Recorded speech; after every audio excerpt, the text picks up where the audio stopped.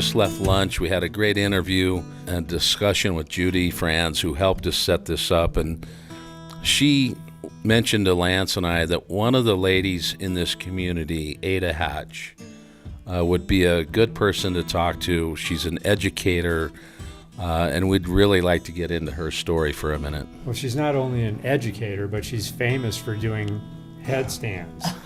On her birthday. Stands. A week ago, I turned 81, and I could still do it. Every year I think, I wonder if I can still do it, but This is amazing. I did. So, Ada, you came here to teach. You spoke Navajo. Tell us a little bit about the story. I came here in 1968. It was before the power plant, and the dam was completed.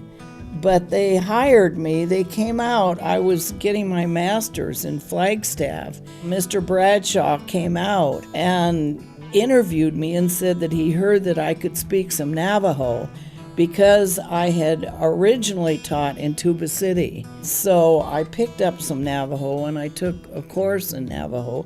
I can't do Navajo in a court case or anything, but I could teach first graders that came in and didn't speak English. I could help them learn English. Can you say like welcome, hello, and welcome to us in Navajo? Yat e atlat nakitan di ishla. So Beautiful. So they hired you, and you were intending on staying a year or two? Just a year. Here I am, 54 years later. Still loving to get out, explore, see the lake, hike. It's a wonderful place to live. I think you like to do that because you love life. I do. So talk a little bit about what you've seen over the years. You've seen where the lake was at its completion to where we're at today. Talk a little bit about just the ebb and the flow, no pun intended, with the lake. Well, I watched it continually come up. And I've always had a boat, and I've always had a four-wheel drive. We would hit trees and all that were floating as the lake was coming up, and I wrecked a prop every single weekend. But it happened to be that they would replace the prop free. Then the lake came all the way to the top, and it was overflow. I mean, they hadn't planned on so much. So that was a big issue. And now it's down and it's lower than when I came in 68. But it's still beautiful out there, and I'm still out there. Awesome. There's a reason why you've stayed in Page for these number of years. What's your passion and love with Page? Well, I thought I'll stay here till I've seen every canyon.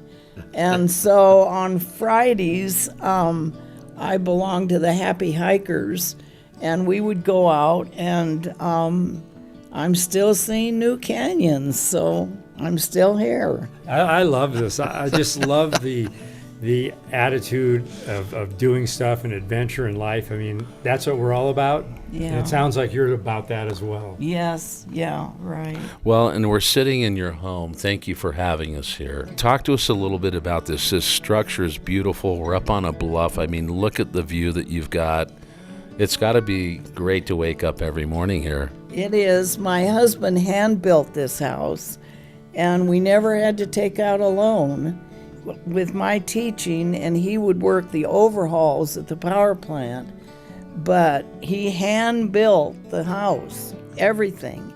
You know, the cabinets, the floors, the doors. We heated the tar to do the roof.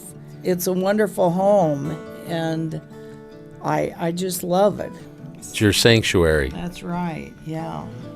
Well, we do a lot of work for first responders, men and women that have served in the armed forces, and one of the other groups of people that we tend to really look to are teachers and educators, because I don't think that sometimes they get the response that people, should give them. And I say this often, you can name like a certain coach that you had, but almost everyone can name their first grade, their second grade, their third grade teacher, because of the impact that you have on children throughout that young age. And so we want to thank you for your dedication to education and service with the young children of this country. Oh, good. Well, I always took them on hikes and cookouts, every month. Those that read the most books or something like that, we'd go on hikes, and we'd always leave a place better than we found it and pick up trash and stuff like that. So they remember the hikes. They don't remember that I taught them their 4 times tables, but they remember the hikes and trips on the lake and things like that. So you've been here quite some time. Yeah. 50 years? Over 50 years, right. So what would you tell someone looking at the camera? Why should they come see Paige? Well, we've got wonderful things to come and see. We've got canyons, we've got the lake, we've got Horseshoe Bend, interesting people that live here. It's just a great place. It's home. Yeah, right. Yeah. Well, we want to thank you for taking the time with us today.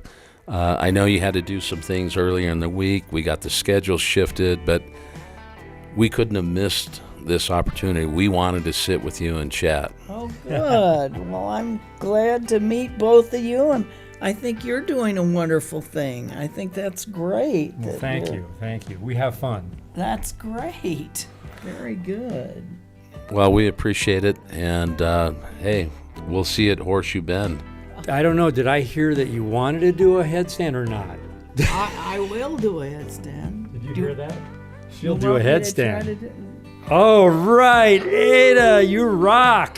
Yes. Come to Paige. And we'll See you down the road.